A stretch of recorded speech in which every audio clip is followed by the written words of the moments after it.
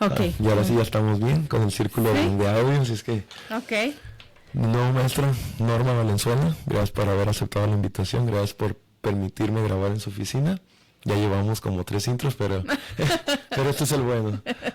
La tercera es la vencida. La tercera es la vencida. Pues bienvenido, Abraham, muchísimas gracias por este espacio que me estás, pues ahora sí que haciendo el honor de invitarme y de brindarme este espacio para poder compartir. Pues ahora sí que tú me dirás cómo comenzamos, qué hacemos, y pues espero que lo mucho o lo poco que pueda yo compartir, pues sea de gran aportación para quien nos escucha. Claro que sí, maestra, nomás aquí voy a mover poquito para que, que el audio llegue lo más directo posible. Ok. Principalmente ahorita que me dio la oportunidad de grabar con usted, que están en semana de introducción a la carrera, ¿no? Ahorita está calmado, ahorita está movido, porque he visto que los maestros andan de un lado para otro, entonces las primeras semanas son movidas o son tranquilas. Todo el semestre es movido, okay. La verdad, todo el semestre es movido, no hay una semana que tú digas hay calma, ¿no? Siempre hay actividades. Pero sí, ahorita esta semana particular, que es la que estamos iniciando, pues todos nos estamos reintegrando, tanto estudiantes, docentes, áreas administrativas, entonces se percibe más el movimiento, porque también ahorita estamos todos, ¿no? Aquí hay movimiento por todos lados y pues es de la vida de la universidad, de andar activos y de mucho movimiento también. Y por ejemplo, usted ya empezó ya empezó a impartir clases usted, o ahorita este semestre no va... Sí, ya impartí, ayer inicié con mi primera clase también de este semestre. Ay, sí. Eso me lleva a mi primer punto, maestra. Sí. Tengo la curiosidad de usted, ¿por qué escoger el mundo de la docencia? ¿Por qué escoger el mundo de la docencia? Mira que curiosamente, yo recuerdo que cuando yo estaba pequeña y me decían que iba a estudiar, yo siempre decía que iba a estudiar idiomas. Quiero estudiar idiomas y quiero estudiar idiomas. Sin embargo, no tenía presente que estaba vinculado a la docencia de idiomas. O sea, yo decía idiomas porque me imaginaba un mundo de idiomas, ¿no? Iba a aprender francés, japonés. Pero ya cuando uno se acerca a, pues ahora sí que a la etapa adolescente, que comienzas a conocer de lo que se tratan las carreras, me llamaba la atención la docencia en idiomas. Yo estudié la carrera de licenciatura en docencia de idiomas. ¿La estudió en Tijuana? Estudié en Tijuana, estudié en Tijuana, pero antes mi primer trabajo no era de idiomas, sino que era de natación, y era maestra de natación. Entonces desde ahí yo inicié con la docencia, o sea, era algo completamente diferente, deporte con las lenguas, pero yo comencé sin un trayecto de pensar de que yo me voy a dedicar a la docencia, ¿no? Sino que ahí comenzó mi primer trabajo, dando clases de natación. ¿Aquí en Tecate? Aquí en Tecate. Yo comencé a dar clases de natación cuando yo inicié, creo que tenía 16 años cuando comencé con mi primer trabajo. ¿Y dónde impartía clases de natación? Daba clases de natación en casas privadas con albercas, y en el Eufrasio Santana también di clases, estuve dando cursos de natación en la unidad deportiva aquí de la ciudad. Eso sí no me lo esperaba. Y posteriormente estuve muchos años trabajando en una empresa privada aquí de la ciudad de Tecate que tiene su propia alberca también para lo que son sus socios y sus trabajadores. Entonces, fueron muchos años los que yo estuve dando clases de natación. De hecho, me capacité de natación, tengo certificaciones de instructora de natación. Cada año me tocaba ir a capacitación en Acapulco. Eran las capacitaciones internacionales de natación. ¿Cómo miden el progreso en una capacitación, en un curso de natación? En un curso de natación, pues en este caso nos capacitaban sobre todo en cuestiones de primeros auxilios. También teníamos capacitadores, por ejemplo, los entrenadores de los nadadores de las Olimpiadas. Ajá. En esa época me tocó el entrenador de Michael Phelps, que nos fue a dar... Michael Phelps. Ajá. Me suena el Phelps. Okay. Sí, pues okay. Es un nadador muy reconocido, de medallas de oro en las Olimpiadas. Su entrenador nos daba capacitaciones, igual te cuentan evoluciones de cómo mejorar técnicas, prácticas, maneras de entrenamientos, también capacitaciones si vas a trabajar con niños, con adolescentes, con adultos. Entonces, y en ese momento era repetir como para medir la técnica, para mejorar la técnica, o solo era teoría o también había práctica. Hay teoría y práctica, curiosamente. Sí, o sea, ahorita que me lo dices, la verdad nunca me había puesto a reflexionar sobre la diferencia de la enseñanza, ¿no? De lo que era un deporte y lo que ahora uno ejerce como cátedra en la universidad. Pero en ese momento yo recuerdo, pues había que tomar notas, hacer planes de entrenamiento, dependiendo también la población que uno estaba trabajando, ¿no? Entonces yo ahí inicié como docente, ¿no? Como instructor, en ese momento era la instructora, pero en el momento que yo inicio con la carrera, sí, en los primeros 4 semestres yo seguía estudiando. Ajá. Y seguía trabajando como instructora de natación. O sea, en la mañana estudiaba y en la tarde trabajaba. No quería dejar la natación, la verdad que además que es mi deporte favorito desde que yo tengo 5 años, yo estoy en natación, sí. Por eso se me invita a que yo dé clases de natación, porque siempre yo practiqué la natación, hasta la fecha sigo practicando la natación. Siempre pues busqué ese camino, ¿no? Entonces cuando llego a la carrera, estudio pues docencia, en 4º semestre me parece, si no me equivoco fue 4º semestre, cuando se nos cambia el horario de turno matutino al turno vespertino, y ahí es cuando dejo de dar las clases de natación. O sea, ahí tuve que tomar la decisión, ¿no? Si era la carrera o era seguir trabajando, y pues obviamente uno quiere su proyecto profesional, ¿no? Entonces, pues... ¿Cómo sobrellevó? Sé que suena un poco, tal vez, muy grande la pregunta, pero ¿cómo sobrellevó el hecho de dejar parte de su identidad, que es la natación? Y se lo pregunto porque yo me identifico mucho con su historia, porque yo estudiando aquí estaba dando clases en un gimnasio. Entonces, gracias a Dios siempre se mantuvo el horario, pero si hubieran cambiado, yo dije, ¿yo qué hubiera hecho? Es parte de mi identidad y todo lo sigue siendo como con usted. Entonces, ¿cómo fue el hecho de...? Fue un duelo, tengo que aceptarlo. Sí. Recuerdo que cuando se nos notifica sobre el cambio de horario, para mí fue un golpe, porque dije, tengo que dejar el trabajo, ¿no? Y para mí el trabajo en esa época, obviamente uno está joven, más me representaba de que estaba haciendo mi hobby, ¿no? De que yo trabajaba, yo nadaba, tenía un equipo de natación, íbamos a competencias, o sea, tenía todo una actividad social también con esto, ¿no? Y aparte la práctica del deporte que me gustaba. Entonces, recuerdo muy bien que llegué a mi casa y platico con mis padres y les digo, pues es que no sé qué voy a hacer. Y lo único que me dijo recuerdo muy bien, mi papá me dijo, pues como que no sabes qué quieres hacer. Dice, tú tienes que estudiar, la natación siempre va a estar. Y sí, o sea, pues sí, o sea, definitivamente, pues ahí es cuando yo voy a mi trabajo, yo triste, ¿no? De que ya no voy a poder seguir. Recuerdo a mis jefes, en esa época, hasta recuerdo que me redactaron una carta de felicitación por el trabajo que había hecho, y que ellos entendían también el proceso que yo estaba viviendo, y que adelante, o sea, que yo tenía que construir mi vida profesional. Obviamente esta empresa,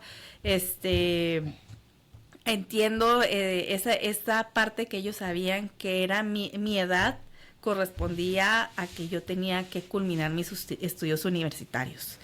Entonces... ¿La trataron de persuadir de de quedarse en algún... Siempre me dejaron las puertas abiertas, la verdad.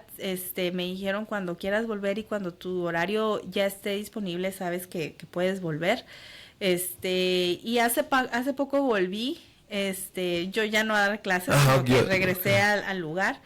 Y había fotos mías, entonces, de esa época. Entonces sentí muy, pues hace más de 15 años, 10 años fácil fue, yo creo 12 años que dejé esa parte. Y ahora que ¿Estaban regresé, los mismos dueños o...? Siguen los mismos dueños, pero obviamente hay trabajadores que cambiaron, hay instructores que cambiaron, pero cuando llegué y que vi mi foto y yo, ay, soy yo, o sea, no me esperaba ver eso. Incluso a mi hijo, ¿no? Le dije, Marcelo, mira, ahí está mamá. Y también, ¿cómo que eres tú? Y yo, sí, le digo, es que yo aquí trabajaba. Entonces, eso fue algo que dices, ay, uno realmente se fue, pero es bonito que guarden esas historias, ¿no? Esas memorias. ¿Le dio el golpe de nostalgia entonces? Sí. O sea, regresó ya siendo mamá, sí. ya con título y ver... Y verme ahí, ¿no? Dije, ay, o sea, pues, y ya vi la foto y dije, no, pues yo tenía 16, 17 años, o sea, cuando inicié ahí y salí a los 21, creo que yo ya estuve dejando de trabajar, 20, 21 años que dejé de trabajar. 5 años. Sí, trabajé bastantes años ahí. Entonces, pues también uno va entendiendo que la vida también es tomar decisiones y proyección, ¿no? De proyección de futuro, y que las cosas que a uno siempre le gustan siempre van a estar presentes. Yo hasta la fecha, tipo, yo sigo nadando, y sí, recuérdame que me dijo mi papá, ¿no? Pues que siempre la natación va a estar ahí, si siempre te gusta, siempre lo vas a hacer. Vas a pausar, o sea, y esto no significa que no vas a nadar nunca más. Sí. Entonces, ahorita mi práctica es la natación, mi deporte es la natación, sigo nadando. Sí le da el tiempo, y se lo pregunto por lo que me dijo el otro día de que era docencia y era trabajando por fuera de traducción. Entonces sí le da el tiempo. Siempre hay que darse el tiempo. Okay. Siempre hay que darse el tiempo, y yo se lo reitero en mi experiencia a todo mundo, ¿no? A quien me dice, porque es que ¿cómo le haces? Y yo, es que hay que darse un tiempo. Así sea media hora, así sea una hora. Si se puede una hora, qué mejor. Pues si se puede media hora, eso hay que tomarlo. A veces sí no alcanzo a llegar directamente a la hora de natación, pero hay que caminar, hay que tomarse un ratito para uno. O sea, eso sí es muy presente, y sobre todo las actividades, siempre va a haber actividades. O sea, siempre va a haber trabajo, siempre va a haber algo que tengamos que cubrir, pero uno no se tiene que olvidar de uno mismo. ¿Siente que en algún momento le ha pasado?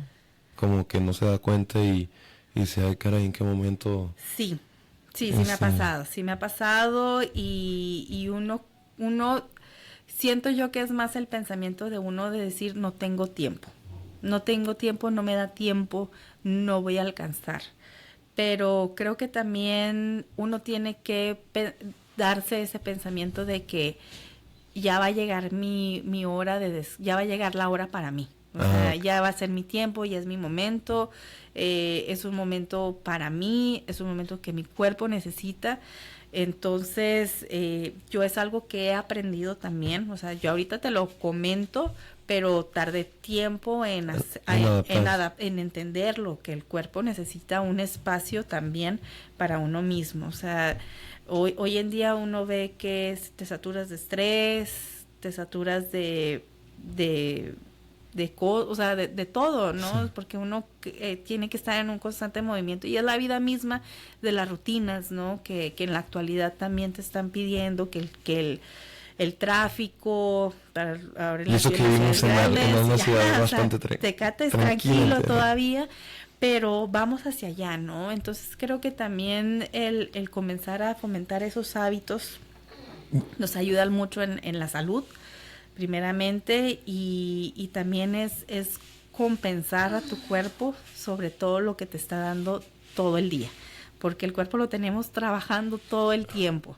Entonces, el que uno se regale un momento, un espacio. Entonces usted cuando entra a la piscina y todo, Yo me desconecto. se desconecta. Yo me desconecto completamente. Es algo que disfruto y que incluso, y te lo comento, o sea, yo llegaba, a veces yo batallaba en dormir por estar hay que trabajar, ¿no? Sí. Hay que hacer esto, tengo que hacer esto, que no se me olvide esto.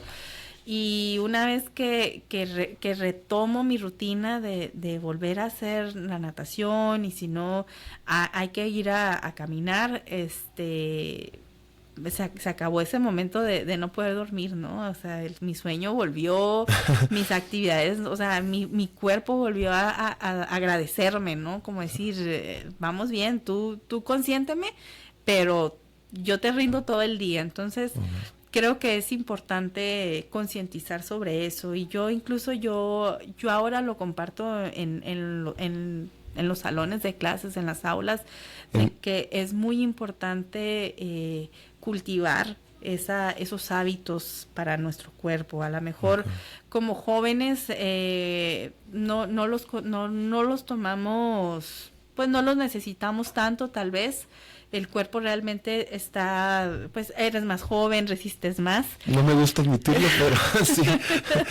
Sí. Pero ya conforme uno, pues, yo soy mamá, entonces también son una actividad más. Ahora sí que ese es el título que tengo desde que yo despierto hasta dormida, ¿no? Soy mamá las 24 horas y lo seré toda la vida. Entonces creo que dentro de todas las funciones que uno tiene, hay que darse un espacio. Y en su experiencia, ¿cómo, o sea, siendo docente, siendo mamá, siendo traductora, cómo prioriza su tiempo? Bueno, priorizar tal vez no, porque Claro.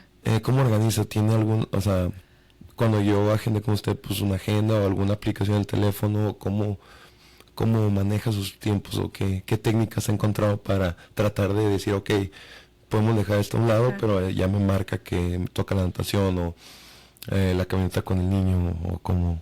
Claro, pues es organización. Okay. Sobre todo es organizarse, tener comunicación también. En este caso es importante la comunicación, en mi caso pues yo con mi familia, ¿no? La comunicación en cuanto al tiempo y al espacio que tenemos disponibles, tanto para trabajar como para convivir, como para tener espacios juntos, como para tener espacios separados. Como trabajadora, pues también respetar los tiempos laborales que tenemos. Obviamente hay actividades que son extraoficiales, pero también hay que estar preparados para eso, ¿no? O sea, sabemos que no va a ser todo el tiempo, pero en ocasiones lo va a ser. Y pues para eso siempre hay un plan B, ¿no? Pero si uno se hace el hábito de una rutina, de una organización y de realmente hacer rendir el tiempo que uno tiene para esa actividad, puede funcionar. ¿Usted siempre ha tenido el hábito de la organización? Porque hay personas, incluyéndome, que a veces no es muy sencillo la organización. Me considero que sí, me gusta tener el cronograma como visible, ¿no? Estar en la mente, lo tengo visible, la agenda la tengo siempre, estoy escribiendo. ¿Usted la agenda clásica? Sí, ¿no? me gusta la escrita y okay. en el teléfono pongo como los recordatorios importantes, ¿no? Como que no se me olvide esto, hay que anotar esto. Yeah. Entonces sí tengo que tener sincronizadas ciertas actividades para que no se me olvide. Por ejemplo, algo que sí tengo es la alarma de la hora de salida de la escuela de mi hijo. O sea, que suene mi teléfono porque puede que estoy hablando pero si suena la alarma es que ya tengo que ir por él, ¿no? O sea, son cuestiones que uno tiene Ese tipo de cosas no pueden faltar con una agenda de papel porque sabe que hay que estar ahí. Que no, pero eso suele pasar, okay. Sí, entonces son todas esas cuestiones de organización, pero también yo lo platico que es muy bueno compartir también. O sea, si tú tienes un equipo de trabajo, pues aprender a trabajar con el equipo, ¿no? Una comunicación, porque cuando llegan esas actividades adicionales que no están contempladas dentro de tu planeación, si tú consideras que lo vas a hacer sola, no se va a poder. ¿no? Okay. O te vas a saturar, o te vas a estresar, o te vas a ahogar tú mismo, ¿no? Entonces, hay algo que yo soy muy consciente es de que si uno necesita ayuda hay que pedirla. Okay. Y hay que también tener un buen equipo, un equipo de trabajo con el que siempre puedas contar y con el que te puedas apoyar.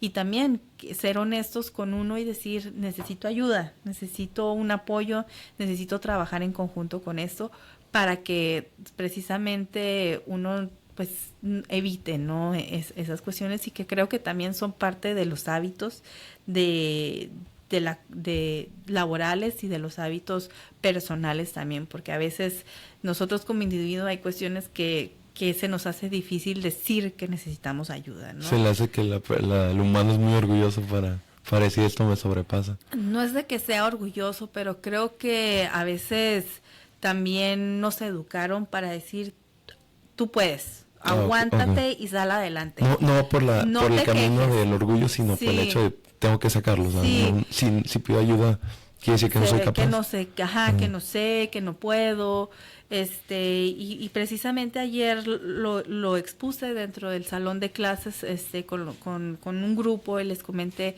que teníamos que identificar cuando necesitábamos ayuda, porque a veces uno asume que cuando estamos impartiendo clases hay estudiantes que a veces necesitan una ayuda especial, pero creemos que por temor de reportar o decir no puedo con este estudiante, me van a correr, ¿no?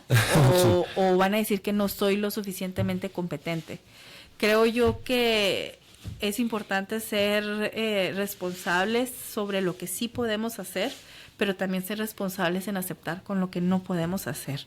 Hay cosas que no están de nuestras manos y que no podemos tener esa responsabilidad, ¿no? Y creo que para eso hay expertos en cada área y hay que solicitarlas, ¿no? En el caso de la docencia, les digo, hoy en día hay que ser muy cuidadosos en todos los... Siempre hay que ser, obviamente toda la vida hemos tenido que ser cuidadosos en la docencia, pero actualmente tenemos que garantizar realmente los derechos de cada individuo, tanto el docente como el estudiante. Okay. Y creo que el docente también tiene que garantizar también que donde se encuentra se siente seguro y se siente tranquilo trabajando, ¿no? Y respetado también. Entonces, es lo que yo les decía, cuando ustedes consideren que su salón se está saliendo de control, que tienen algún problema, no está mal acercarse con el coordinador o con alguien directo con ustedes para comentarle la situación y poder llevar a cabo, ejecutar un plan de acción. Creo que es malo no decir que no puedes. Creo que eso es lo que yo diría que es más algo que nos educaron a decir, tú puedes, no te quejes, hazlo, ¿no? Pero creo que tienes que aprender a decir, ¿sabes qué? Sí necesito ayuda. Okay. Sí necesito que alguien me apoye. Y como docente, sí en su experiencia sí ha habido la apertura de decir, porque con el ejemplo de un alumno que tal vez no pudo llegar al aprendizaje que deseo por X o cosas, circunstancia, es tan mal visto que el docente, ya sea antes o en este momento, que pida ayuda, que pida decir cómo dirigirlo con alguien más. O sea, está en mi salón, pero digo que se puede dirigir con, como usted dijo, con el departamento psicopedagógico. Entonces está demasiado satanizado el hecho de, en estos momentos, que el docente pida cierto tipo de apoyo que lo sobrepase. Porque bueno, yo considero que no lo está, o sea, no considero que lo esté así, pero por ejemplo cuando son recién egresados, cuando están iniciando apenas su primer trabajo, es normal que puedan sentir temor, ¿no? Porque también apenas están teniendo la experiencia. Sí. Entonces creo que ahí nos corresponde, sí, por ejemplo, en este caso nosotros como docentes que ya tenemos experiencia, compartirles y decirle, está bien poder acercarse y orientarse, está bien poder decir que está sucediendo esto, está bien que identifiquemos esto y que es normal también que un aula va a requerir apoyo. O sea, porque creo que también es algo que hay que dejar muy claro, que es normal que haya una gran diversidad dentro del aula, porque a veces se idealiza, ¿no? De que vamos a tener estudiantes de 100, Sí. ¿no? Sí. Y que todos van a levantar la mano y que todos van a poner atención y que todos van a saber. O sea, la realidad no es esa no es la diversidad. La diversidad es de que va a haber estudiantes de todo, de los que quieren saber todo, los que quieren preguntar todo, como el que se distrae por cualquier sonido, como por el que necesita estarse levantando. O sea, esa es una realidad de un contexto normal del salón de clases. Entonces, creo que va más a la idealización de creer que el salón de clases es perfecto, Okay. a normalizar que realmente lo normal es que haya una diversidad dentro del salón. O sea, Y usted ahorita, bueno, ahorita o en el pasado, tengo entendido también que ha estado a cargo de materias que se encargan de la formación del docente. así es.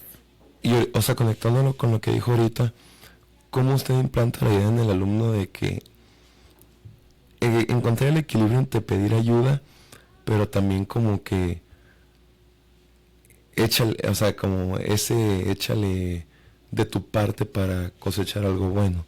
Entonces, ¿cómo usted ha encontrado la manera del equilibrio de decir que tenga presente el alumno que puede pedir ayuda, pero también que él debe de hacer algo por sí mismo para encontrar un sello propio, ¿no? Entonces, Claro, creo que aquí parte de pues sí, obviamente la responsabilidad inicial es, en mi caso, es mi responsabilidad como docente, es explicarle los contextos, los panoramas, pero también las funciones que uno tiene, ¿no? Tú como docente tienes esta función y tú debes de ejercer todos estos, para poder lograr un objetivo hay que tener una planeación, una organización, también con qué institución estás trabajando y cuáles son los lineamientos de la institución en la que tú estás trabajando, porque también hay reglamentos internos, pero también hay reglamentos, hay que ver la ONU que está especificando en términos de educación, a nivel nacional que se está trabajando.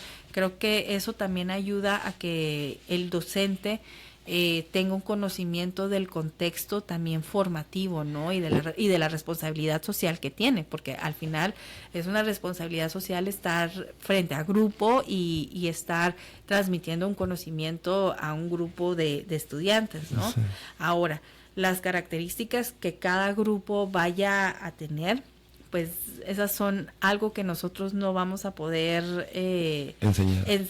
ni saber, ¿no? O sea, ahora sí que como podemos tener dos grupos del mismo grado, pero los dos van a ser completamente diferentes, van a tener estudiantes completamente diferentes y pueden ser diferentes por cuestiones culturales, por cuestiones sociales, por cuestiones de lenguaje, o sea, pueden venir un sinfín de diversidad. En el sentido de cuestión de lenguaje se refiere a... Puede haber estudiantes que hablen solo español, que hablen español-inglés, que hablen ya. francés. Entonces, hay que también concientizar sobre esa parte y qué van a hacer, ¿no? O sea, primero hay cómo van a conocer a sus estudiantes.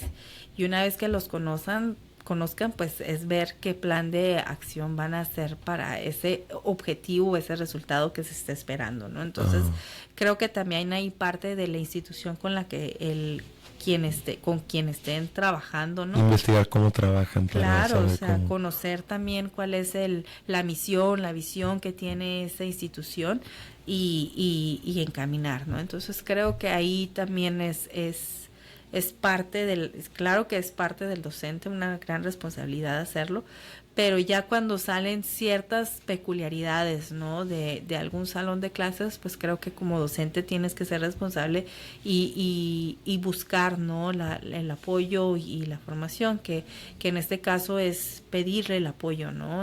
Aprender a pedirlo, o sea, no asumirlo, porque a veces erróneamente lo asumimos, y hay cuestiones que uno no puede asumir, hay cuestiones que ya deben de ser canalizadas con algún experto o por lo menos reportadas, ¿no? Entonces creo que es poder nosotros especificarles hasta dónde sí es posible y hasta dónde no es posible llegar, porque también están fuera de nuestras manos ciertas situaciones. Okay. Sí, hay que ser muy bien consciente teniendo todo este fondo de con quién estoy trabajando, cuál es el objetivo, y eso que nos ayuda a definir dónde está la barrera de decir, sí puedo, o decir, sí, okay, lo que pues, está dentro de lo académico, dentro de lo académico, porque eres docente, eres académico, entonces eso es lo que hay que tener muy, muy presentes, qué es para qué yo estoy especializada, y qué es lo que sí puede estar dentro de mis manos y qué es lo que no puede estar, qué está dentro de mi función. ¿Usted sí considera que es muy importante que haya esos dos espectros dentro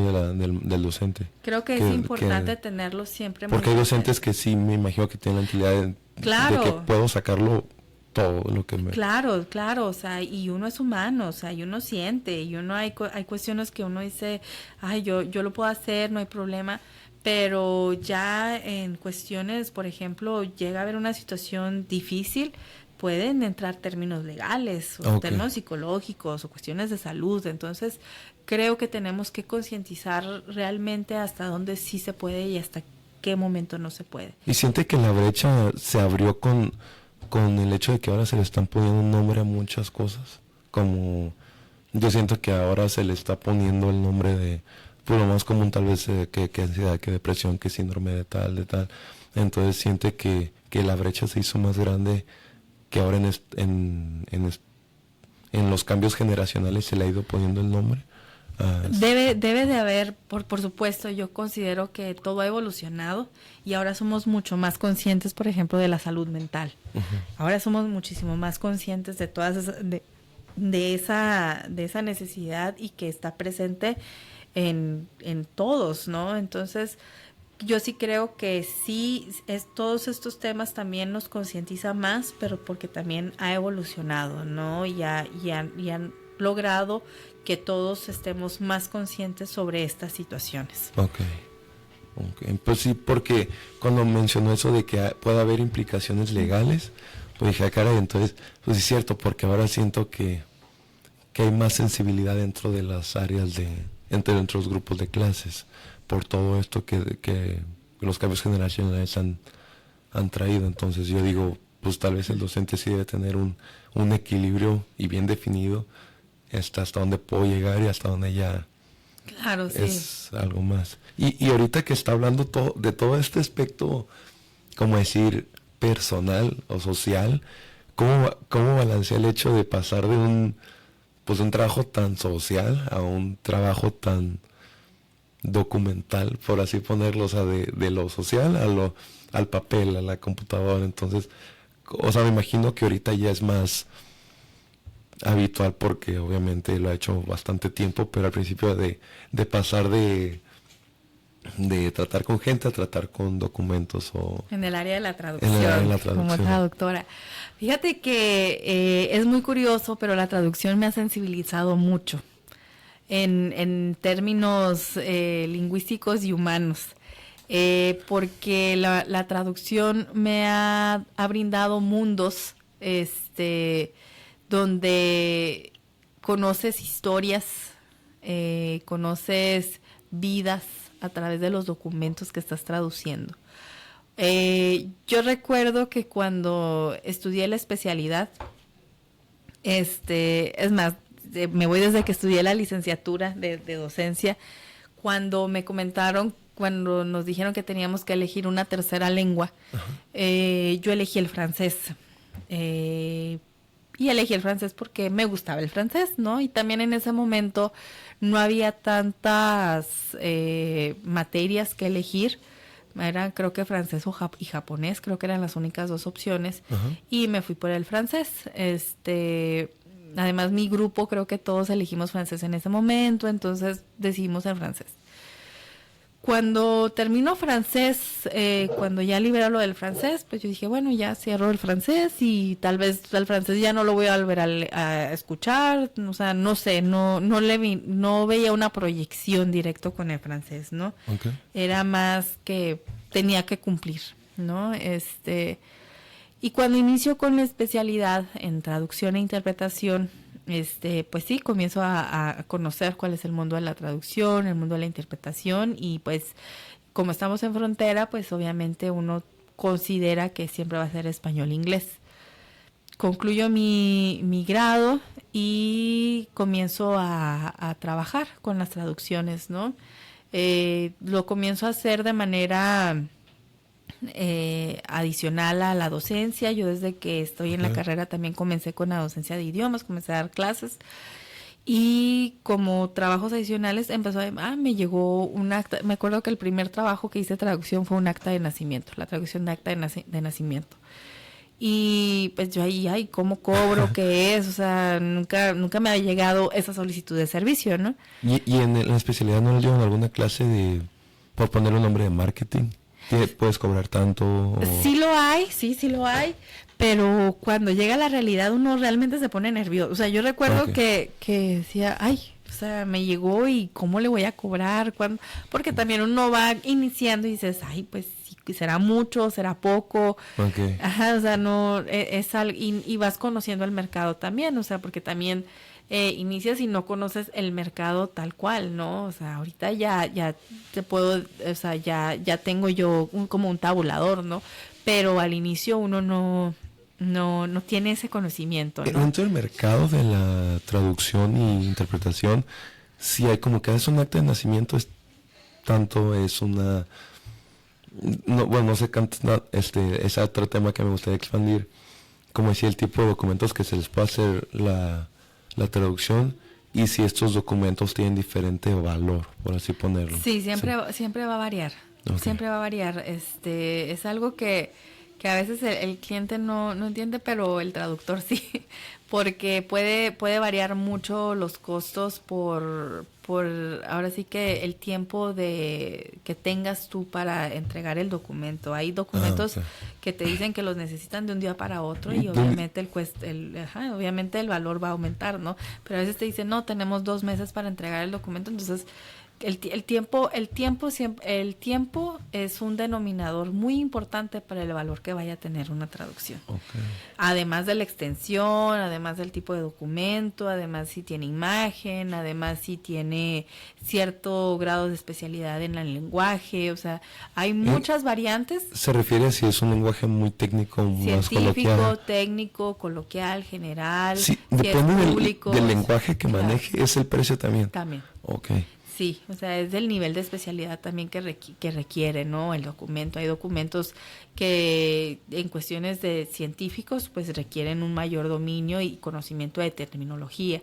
Que tenga sentido con todo el contexto que vas a... Y que conozcas también el contexto, ¿no? Porque hay documentos que, por ejemplo, los términos legales son completamente diferentes del inglés al español. Hay términos que son diferentes, entonces hay que tener un conocimiento sobre los aspectos en cuestiones legales para la traducción de documentos. Se refiere a que vaya a decir lo que quiere, lo que realmente es. Sí, que no sea una traducción literal, exacto, sí, porque puede ahí interferir, ¿no? Entonces, por eso va a variar el valor de una traducción.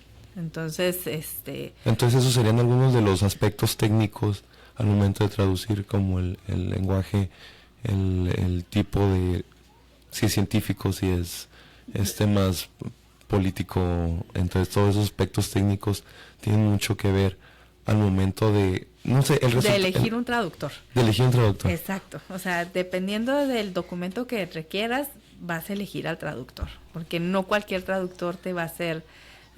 pues cada traductor tiene su especialidad, ¿no? Y hay algunos que te van a decir, sí, te puedo trabajar un documento científico, como hay quienes te van a decir, yo solamente trabajo documentos legales. Hay quienes trabajan todos, que no hay ningún objeto, ¿no? Porque realmente tienen el funcionamiento el conocimiento para poder trabajar diferentes fuentes. Entonces, el traductor, aquí sí es importante ver que se especialice en el área o que tenga alguna experiencia sobre algo particular, ¿no? Pero ya si es un documento general, pues... Pero el traductor tiene que llevar algún curso para poder decir, ya me puedo adentrar a los documentos científicos. Pues debe de tener conocimiento, sí, de que debe de tener un documento científico, ¿no? En este caso, por ejemplo, la licenciatura en traducción tiene materias de traducción científica. Así, si quiere. Pequeña pausa. Entonces, sí, cada traductor, los traductores tienen su propia especialidad. Okay. Entonces, sí, sí va a variar. Okay. Entonces, pero también tenía la duda de cuál es la diferencia entre la traducción y la interpretación. Okay. Porque ya tengo una idea, pero pues prefiero llegar con la ignorancia. A ver, ¿cuál es tu idea? Mi idea es que la traducción es documentos e interpretación es como en una junta que se ve ya cara a cara. Sí. Esa es mi... Totalmente, sí. La traducción va a ser escrita, va a ser documental. Siempre va a ser a través de los escritos. Ajá. En cambio, la interpretación es a través del habla. Puede ser simultánea, como puede ser una traducción por ejemplo, puede ser grabada. Entonces, la interpretación generalmente va a ser a la par con el oyente, ¿no? Puede estar ahorita alguien a la vez estar interpretando lo que tú me estás comentando, ¿no? En el idioma inglés y me está dando a mí la información. Okay. Como también puede ser alguien que solamente, por ejemplo, en el área de las conferencias, el intérprete de conferencias, pues está en una cabina, está interpretando lo que el expositor está dando a una audiencia en particular, ¿no? Entonces, el intérprete siempre va a ser el voz a voz. Él va a ser de voz, ¿no? ¿Y usted ha estado a cargo de algunas interpretaciones? Sí, he trabajado de intérprete, sí me ha tocado a tener actividades. Es muy diferente, bueno, no sé si ha llevado las dos, el presencial al digital, por así ponerlo. Sí, he estado en presencial y he estado en simultáneo a través en línea. Por ejemplo, en los congresos congresos internacionales que requieren intérpretes, uno puede conectarse en casa y estar en la computadora. Hay programas para poder trabajar la interpretación. Okay. Y se hace simultáneo. Obviamente, pues tienes que estar conectado a un módem, ¿no? Directo, ahí que te especifican. Debe haber una buena conexión. Entonces sí se puede hacer en línea y en diferentes partes, ¿no? Y el que es presencial, pues también requiere, pues primeramente no tienes ahí la computadora, ¿no? No tienes el acceso directamente. Ajá. En cuestiones de alguna terminología. Entonces sí es importante que si vas a ir a dar una interpretación presencial, pues que tengas un conocimiento previo de lo que vas a interpretar, ¿no? Por lo menos que sepas de qué vas a hablar. Sí, sería muy pesado aventarse así. Sí, o sea, hay cuestiones que uno no puede inventarse como una cuestión médica, sí, como una cuestión legal, a que sea algo general, ¿no? Entonces sí es importante. Le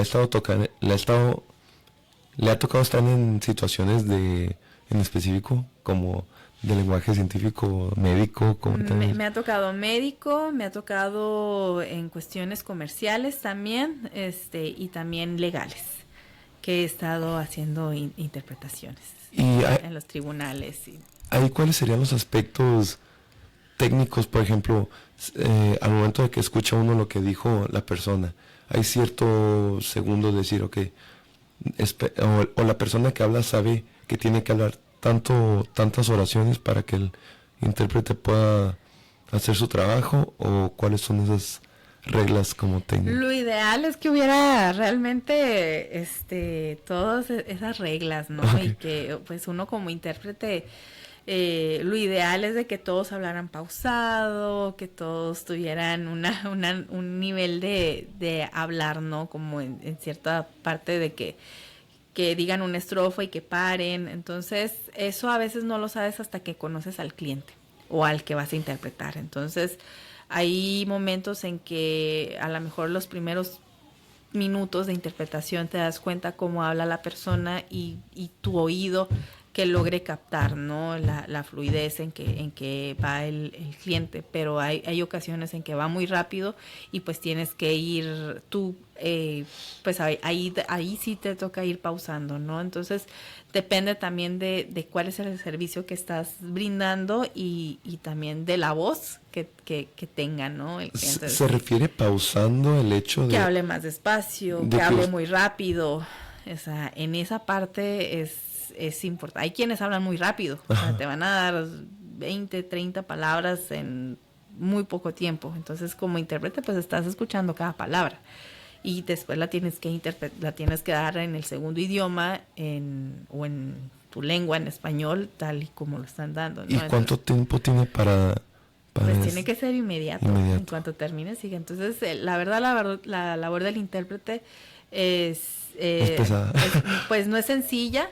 No hay una especificación y pues para eso hay una especialización de eso, ¿no? Para poder interpretar. Obviamente me puedo imaginar que la agilidad mental es indispensable y al igual que un buen oído, pero es humanamente posible, o sea, lo ideal, como usted dijo, es que hable tantas estrofas y pare. Sería lo ideal. Sería lo ideal. Pero la realidad no es esa. Pero en los contextos que plantea de que 30 palabras así. Pues imagínate, ahorita todo lo que estás hablando o yo estoy hablando, alguien a la vez me está interpretando. O sea, entonces ahorita yo paro y lo que te acabo de decir hace 5 segundos me lo tienes que decir en el otro idioma. Entonces tienes que recibir la información y expulsar la información en otra lengua. Entonces recibes en español y hay que decirla en inglés. Entonces ¿El resumen es aceptable en la interpretación? O sea, agarrar la idea y decir como el resumen, o tiene que ser literal lo que dijo la persona. Ahí es el criterio ahí pues suman muchos criterios, pero lo ideal es dar lo que se está pidiendo interpretar. Entonces ahí ya son éticas de traductor y de intérprete para poder determinar esas cuestiones. O sea, por ejemplo, no puedes omitir información en un dictamen legal. O sea, en algo jurídico, en una receta médica. Imagínate omitir un medicamento, lo que puede agraviar la vida de una persona, ¿no? Entonces ahí ya es ética y responsabilidad y sobre todo ya hay diferentes circunstancias, ¿no? En que el intérprete o el intérprete pueda o sea, es que no quiero que mi pregunta suene como negligente, pero es que se me hace una verdadera locura en los aspectos que usted dice que lo ideal sería esto, pero a veces disparan palabras, entonces como que, ok, ¿qué dijo? En resumen se dijo esto. Entonces por eso pregunto si el resumen es aceptable, porque interpretar 30 palabras al momento, o sea, no ha estado en esas circunstancias, usted que ya ha vivido eso, probablemente me diga, pues sí es humanamente posible, pero lo escucho y es una locura. O puedes pedir permiso, ¿no? Decirle al que puedo decir esto en resumen, o sea, ahí ya son cuestiones, la verdad, o sea, ahí va a depender de lo que la situación que estás interpretando, el cliente y la información que estás manejando. O sea, ahí es delicado, por ejemplo, como te comento, omitir una receta médica, ¿no? Omitir un medicamento, omitir o sea, en cuestiones médicas es la vida de una persona que se puede poner en riesgo, y en las cuestiones legales puede ser incluso la libertad de una persona, ¿no? La libertad de una persona. Claro. Si no dijiste algo que pudiera beneficiarle. Entonces, pues que no se haya dicho, que lo dijeron y no lo dijiste, ¿no? Ajá. Entonces, eso es algo que uno tiene que cuidar y obviamente el ejercicio del intérprete pues tomará las decisiones en el momento que está haciendo su ejercicio como intérprete, ¿no? Entonces, es por eso que es importante que cuando necesites una interpretación, que quien esté trabajando contigo la interpretación realmente sea un experto en el área, que sea intérprete, ¿no? Sí. Que sea traductor, para que conozca todos esos aspectos. Así que, entonces estábamos acerca de... Te estaba hablando de la interpretación. De la interpretación. De que sí es importante, ¿no? El que hacer hincapié en la función que tiene el intérprete, en todos porque a veces es fácil, ¿no? Es que él sabe inglés, puede interpretarlo, ¿no? Pero cuando ya uno expone este tipo de situaciones, ya es cuando dices realmente quien vaya a estar que sepa, ¿no? De lo que se está interpretando y que tenga el conocimiento pues la responsabilidad que tiene el intérprete. De casualidad al momento de admitir al estudiante en este tipo de especialidades, carreras, ¿hay algún examen que determine qué clase de personalidad tienes por el hecho de que me comentó que la persona debe ser decidida, aunque en el momento la decisión es ya?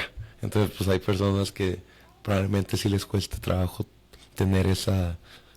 Claro, hay procedimientos. Bueno, en el caso del grado, en la especialidad que yo hice, especialidad en traducción e interpretación, sé que hay examen de selección y exámenes de conocimiento y entrevistas para poder estar en el programa, ¿no? Entonces, creo que desde ahí inicia... ¿A usted le tocó un examen un poco más avanzado que el psicométrico, como algo más a profundidad al carácter de la persona?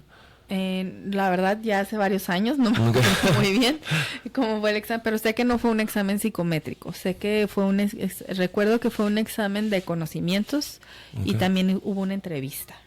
Ok. Entonces, probablemente a partir de ahí es donde se mide, ¿no? Porque ya es una especialidad. ¿La especialidad vino antes o después de la maestría? Antes. Primero fue la especialidad. ¿Y la maestría, qué tanto tiempo vino después de la...? Casi terminé la especialidad y como a los 6 meses inicié la maestría. Terminé y continué. Hubo siempre continuidad. Igual terminé la licenciatura, creo que como a los 6 meses se ofertó la especialidad e inicié la especialidad. Terminé la especialidad y me fui directo a la maestría. Ok. Y por ejemplo, por el grado, me imagino que la obviedad me dice que hay más dificultad en el doctorado, pero en su experiencia, ¿cuál es la diferencia entre una maestría y un doctorado? Sí, pues sí hay una diferencia. Por ejemplo, pues, obviamente la maestría tiene menos tiempo de duración. La maestría fueron de 2 años, el doctorado de 3.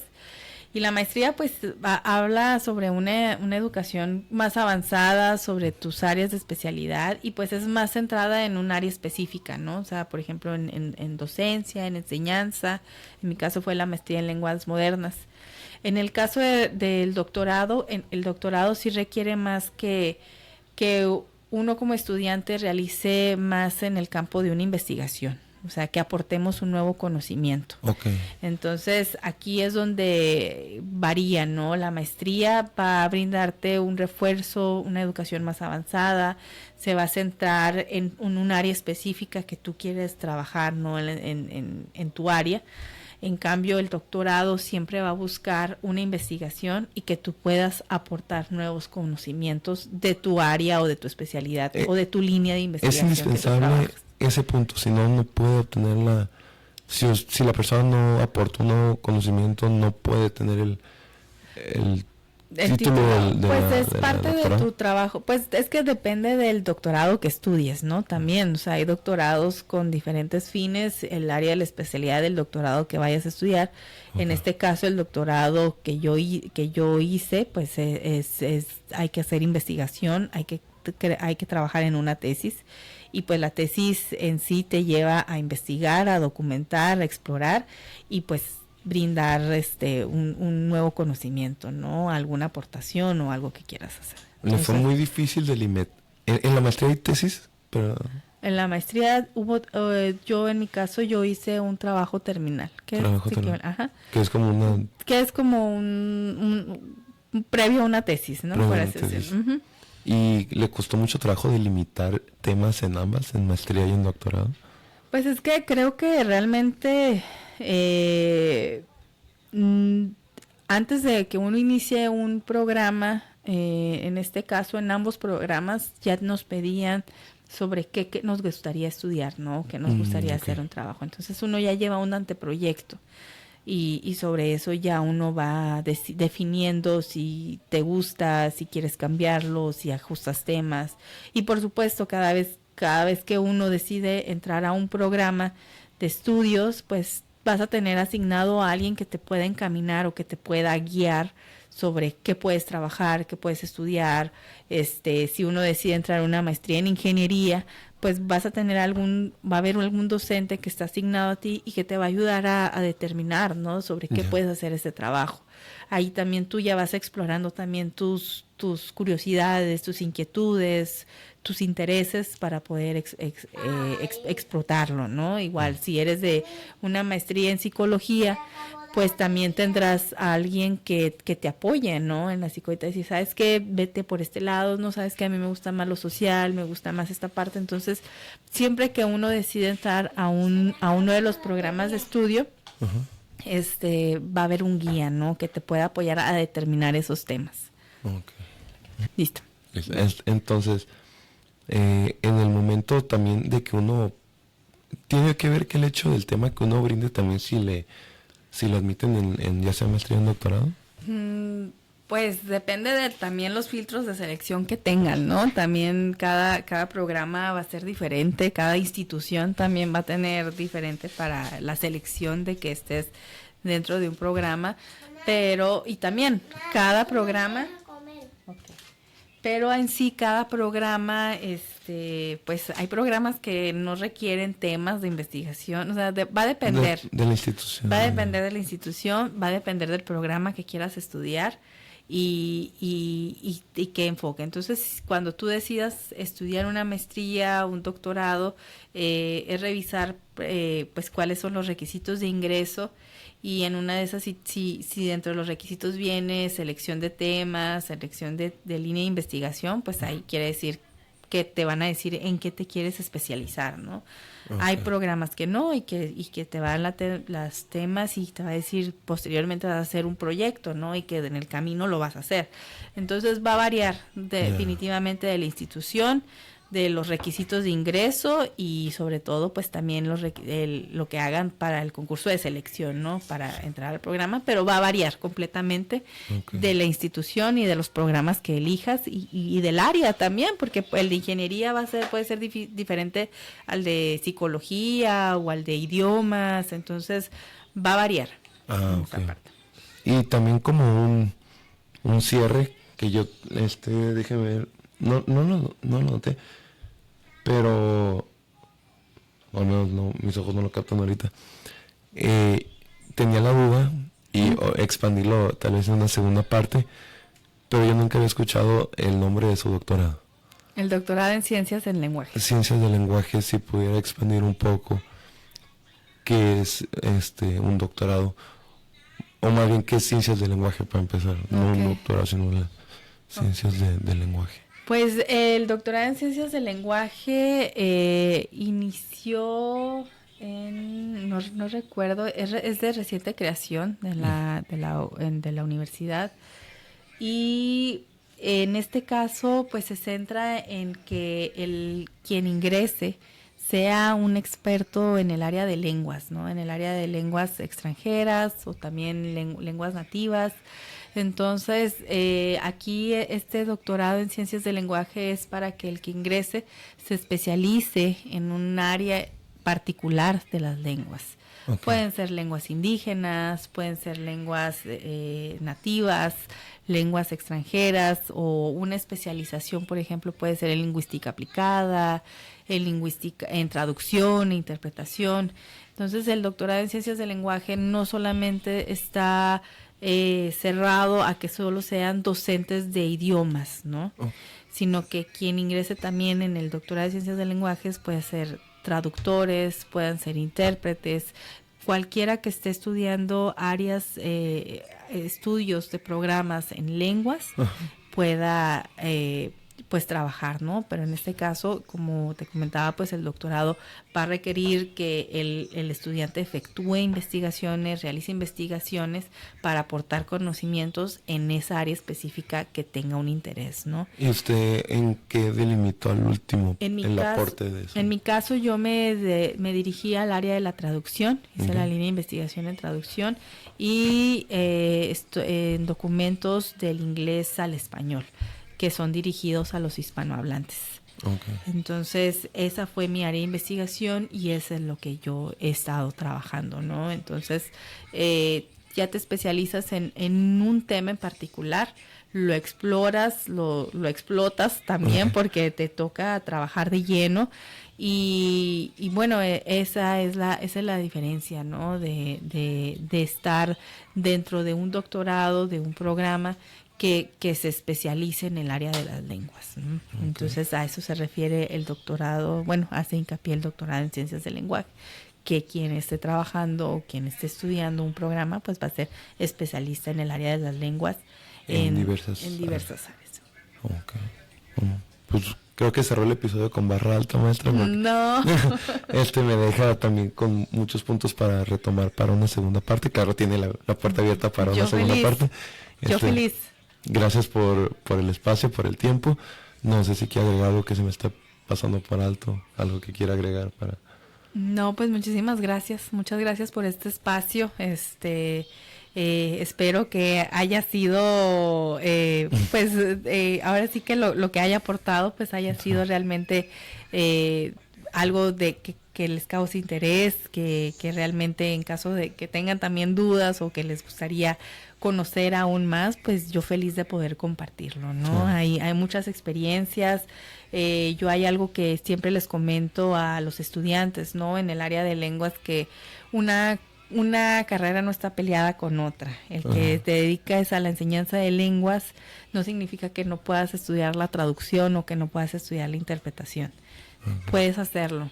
Puedes estudiar primero la licenciatura en enseñanza de lenguas y después estudiar traducción, o al revés, trabajar la traducción y después en la enseñanza de lenguas. Creo que el conocer las lenguas, una tercera lengua, una segunda lengua, siempre abre caminos, abre brechas y oportunidades infinitas.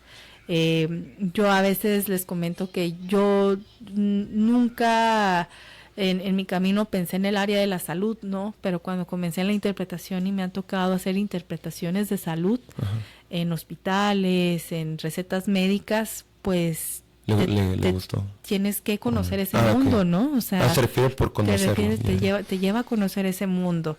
Me ha tocado también hacer traducciones en cuestiones de auditoría, de finanzas, y también yo estaba lejos de conocer, ¿no? Cuestiones administrativas, de bancos, de información que también desconocía, ¿no? Entonces, hay mundos que la misma traducción, interpretación y enseñanza de lenguas te van a abrir. Yo siempre les he comentado, el que estudia en lenguas extranjeras siempre te va a abrir mundo y te va a abrir caminos que realmente uno desconocía. Yo con lo del francés, de hecho creo que me quedé con esa parte pendiente en lo que estuvimos hablando, que yo cuando inicié la traducción, inicié considerando, ¿no?, que iba a traducir documentos español-inglés, y el francés que lo había solamente estudiado para cumplir un requisito de mi carrera, ¿no?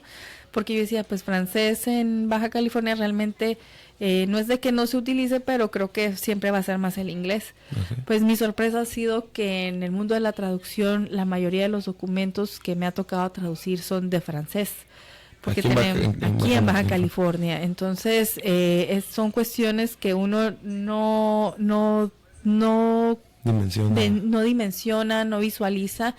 Y es donde yo te compartí al inicio que también la traducción me ha llevado a conocer esa parte social, porque conoces mundos, conoces historias, detrás de cada documento hay historias de migración, hay historias de limitar cuestiones familiares, cuestiones de vida. Entonces uno también sensibiliza, ¿no? Y conoce también lo que está viviendo la sociedad. En este caso a mí me ha tocado pues conocer también el mundo migratorio de Baja California, ¿no? De alguna manera a través de los documentos, ¿no? He conocido nombres de personas que yo no conocía, o sea, el conocer nombres haitianos, nombres africanos, nombres de gregorianos, o sea, yo en la vida había escrito esos nombres, entonces, ¿no? O mucho apellidos, entonces es conocer. El panorama cultural se le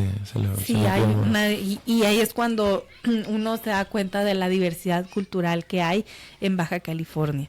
Okay. Entonces, tanto la traducción como la interpretación me ha llevado a explorar, a pesar de que uno está en la computadora escribiendo o interpretando, realmente uno conoce muchas cuestiones sociales y vas entendiendo, ¿no? Varias situaciones. Entonces, y a veces también uno aporta, ¿no? Dices, bueno, voy a aportar a la comunidad, ¿no? De esta manera.